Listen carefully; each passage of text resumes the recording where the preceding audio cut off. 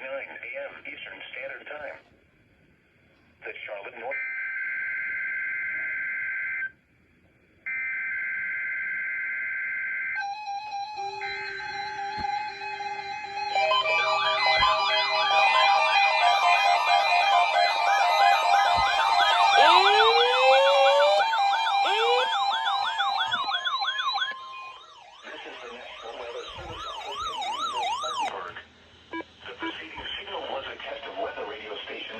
WXL70's public warning system.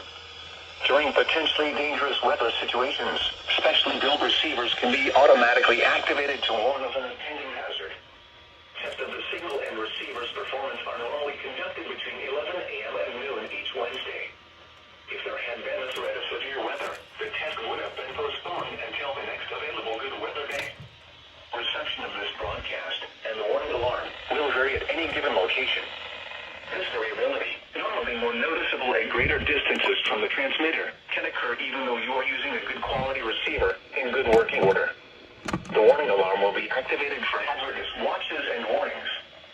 For station WXL70, broadcasting near Charlotte on a frequency of 162.475 megahertz, the warning alarm will be activated for the following counties in North Carolina: Alexander, Anson, Cabarrus, Catawba, Cleveland, Gaston, Argyle, Lincoln, Mecklenburg, Montgomery, Richmond, Rowan, Stanley, and Union. In South Carolina, Cherokee, and York. This concludes the NOAA Weather Radio All Hazards to an Alert test.